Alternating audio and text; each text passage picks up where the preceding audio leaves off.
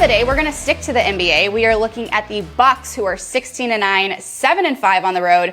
They will be taking a trip to Miami. The Heat are 14-11, 6-4 at home. Miami is the 4.5 underdog at home. So, Arky, how are you playing this one? Well, so I pay attention to the biggest story out of this game, which is there will be no Jimmy Butler tonight. Yeah. He re-injured his tailbone early in the game against Memphis when he fell going up toward the basket. And be honest with you, he hobbled and still tried to play. I think he played like 25 minutes total in that game, but he just wasn't the same. I think he had 10 points to end that game against Memphis, and he's going to be out in the next game afterwards, which is this one. And the Heat just honestly aren't the same without Jimmy Butler. They've lost 4 of the last 5 games without him, and one of those was with him. I should say that 5th game was with him. He just was hobbled, that Memphis game I was mentioning. And listen, you can be as happy as you want to love on someone like Tyler Herro and how good he has been. He's not the leader of this team. It's JB. And Jimmy Butler has the Miami Heat go. And so since he is not on this court, I pay attention then to the spread, which is 4.5, as you mentioned. It's going to keep going up and up, 5, 6. I think if you could get it before it gets to 7, I think you're still going to be good on the Milwaukee side for that spread. So I'm going to go ahead and take it to 4.5 that I got it when it opened up. But I also know that, let's pay attention to what Milwaukee is, right? As much as there's no Jimmy Butler, there is a Giannis Antetokounmpo that's going to be playing, right? And that guy is at worst 3rd in the MVP voting right now. At worst case. And you can make a very good case he should be getting the top votes. Doing pretty well. This year. Absolutely.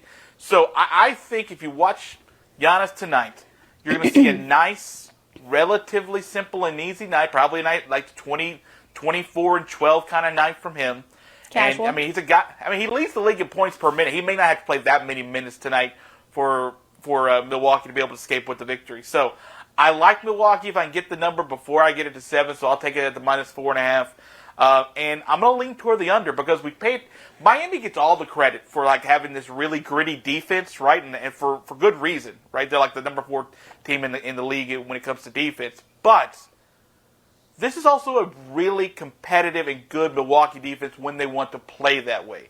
And they're 3rd in the league in opponent field goal percentage, which is going to be good tonight because, again, shorthanded are going to be the Miami Heat. So I think all that plays well for us when we go to the Bucks -4.5, and I'm going to take the under 217 tonight in Miami too. And I think Milwaukee just tries to get out there with the win and goes forward to the next game. All right, I'm hanging right there with you. First and foremost, though, happy birthday to Giannis, who turned 27 on Monday, which means we are both Sagittariuses, and I love that for us. This is a quick turnaround as these two teams just went head-to-head in Milwaukee on Saturday, though, in which the Bucks came out on top 124-102, and it will mark the 3rd game between them this season. Miami did pick up the win in their first game of the season in that opener. To make matters worse for Miami, as you said, Jimmy Butler, who is Miami's leading scorer, is listed as out for the game with that tailbone injury. Bam, who leads the team in rebounds, is also out 4 to 6 weeks after undergoing thumb surgery. Not great for the Heat. These two teams have had the exact opposite outcomes in their last 5 games, with the Heat dropping 4 of their last 5, as the Bucks have won 4 of their last 5, and 10 of their last 11. So, needless to say, Milwaukee is rolling. This will be the start of a 4-game road trip for the Bucks, and honestly, I don't see the road trip or the road game making much of a difference in this one for Milwaukee. Giannis, of course, leads the team in points and rebounds at 27 and 11, while Jrue Holiday puts up the most assists, averaging 6.2. And because who doesn't love a good Grayson Allen stat, Arky? I do. He leads the Bucks. He leads the Bucks in 3-point shooting, averaging 3.1 a game. How about that? Good for Grayson. Milwaukee is 10-9 against the spread when favored, while Miami is 6-1 against the spread as the dogs.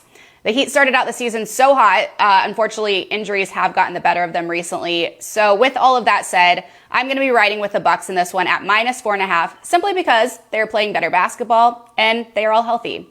And I'm going to stay away from the total. That's fair. By the way, you may be the only person who's ever said, good for Grayson Allen. I don't hate him like most people. Yeah, there's a reason. Not that. There's a reason other people hate him. He's, Well, the Duke factor. He's a little, I don't want to, what's the right word? He's earned some of this reputation, let's just be honest. That's true, that's fair. Yeah, I absolutely agree.